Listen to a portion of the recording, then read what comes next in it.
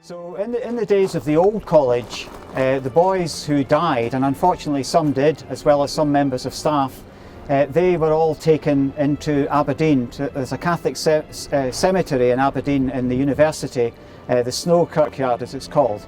Of course, they didn't have to be buried here. They could go home and be buried in their home. And then when the church opened in 1901, a little graveyard was set up here for the college. So behind me, you've got various members of staff who died here while they were working in the college. And in the very centre is Bishop Chisholm's grave. And he, as I said earlier, was the rector 1890 to 99 and responsible in many ways for the new Blairs, as it was very often called.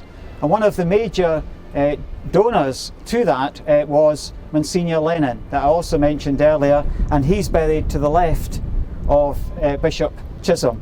And the rest, as I say, are all members of staff, some of them rectors, some of them ordinary members of staff. And then in the graves that we have here, 9 of them I think it is, there's 8 gravestones, but one of the graves actually contains 2 boys. So again, these were boys who died while they were here at the college. Their parents decided that this is where they should be buried because this is where they wanted to be and this is where they died. And they died very often of things that we wouldn't consider serious today, things like tuberculosis and such like. One of the boys, I'm not sure which one to be honest, supposedly got a gash on his shin playing football and got blood poisoning from the sock that he was wearing and died from that. But these 2 buried in the same grave, they died in a swimming accident down in the River Dee. This was an organised activity with a boat supervising the swimmers, but when they shouted at the end, all out, to get them all out and basically to make sure they were all there and ready to go back up to the college, 2 were missing. And unfortunately, a few hours later, they discovered the bodies at the bottom of a pool in the Dee.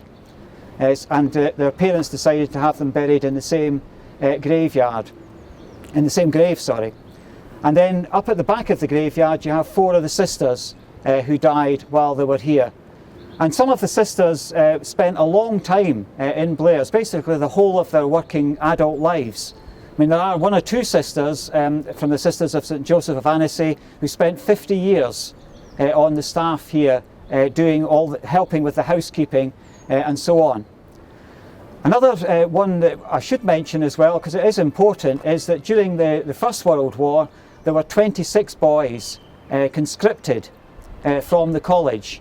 And indeed, 2 of those boys died within weeks of attending the front. One of them, their body was never found, and the other is actually buried on a graveyard on the French-Belgium border on the continent. It was a boy from Coatbridge, Hamilton Macready, and another boy from Keith called George Simon.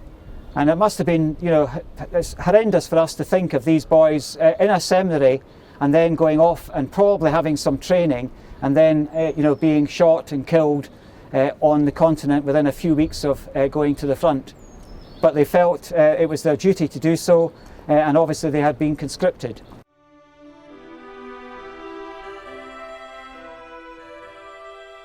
Thank you so much for watching these videos about the Scottish Catholic Heritage Collections Trust and our wonderful treasures. Blairs Museum is located just outside of Aberdeen, and we are open from April until September. And you can learn about visiting arrangements and how to book your ticket at www.schct.org.uk. And when you get here, you can learn all about the history of Catholicism, Mary Queen of Scots, the Jacobites. You can help us by purchasing goods from our shop. You can also do that online, or you can also support us by donating to us online.